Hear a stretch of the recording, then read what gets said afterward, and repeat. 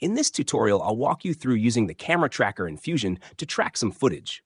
I'm using a clip from ActionVFX's practice library. They offer a lot of great material to sharpen your VFX skills. First, let's locate the camera tracker node. After that, click Preview Auto Track Locations, and you'll see all the detected tracking features.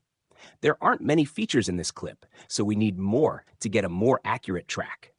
To increase the number of features, adjust the detection threshold and minimum feature separation by sliding them down.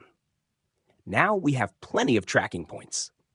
Just remember, the more features you have, the longer the camera solve will take. If you still don't get enough tracking points, you can add an unsharp mask node before your camera tracker to help enhance the features. I also recommend enabling bidirectional tracking for more accurate results.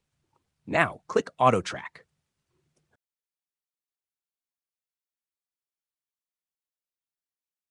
We've generated nearly 7,000 tracks, quite a lot. Let's hit Solve and see what we get. This process may take a while depending on your computer. For me, the solve took a few minutes to complete, and I ended up with an average solve error of about 0.35, which is quite good. Generally, solve errors under 1 are acceptable, but the key factor is whether the track is sliding.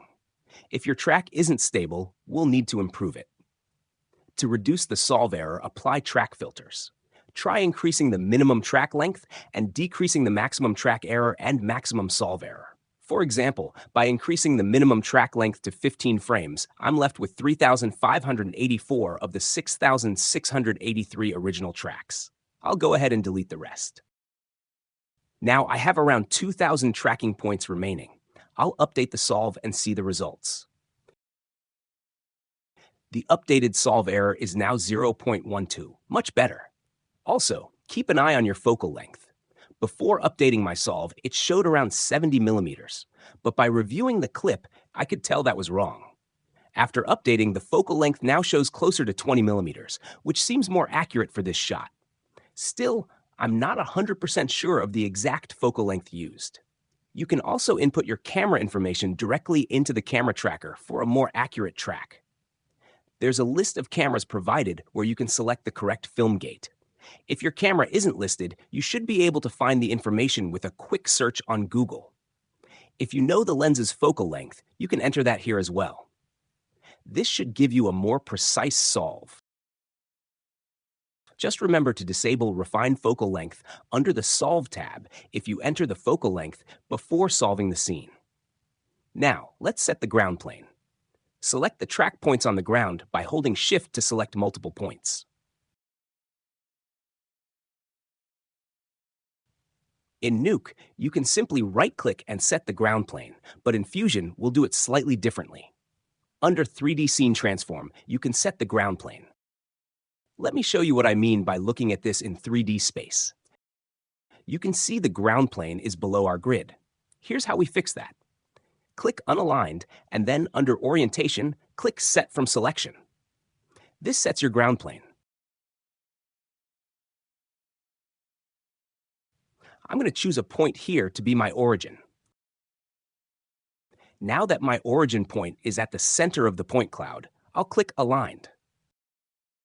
Perfect. The floor now sits correctly on the grid. Next, export the scene by clicking the Export button. This will give you the camera, Merge 3D, camera tracker render, ground plane, and the point cloud. You can view the scene from your camera by right-clicking, selecting Camera, and choosing Camera 3D. I'll also turn off the unsharp mask node and the grid for a cleaner view. If you'd like, you can select a point in the point cloud, right-click, and create a shape. The shape might show up in an unexpected place in your node tree, but that's fine. Just delete the unnecessary merge node. Ensure that your cube isn't sitting below the grid. If it is, go back into Perspective View and move it up so it aligns with the grid.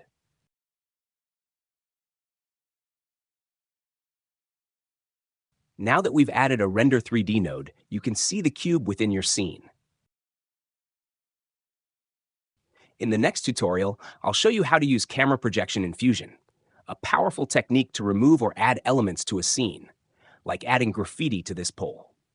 Until next time, thanks for watching.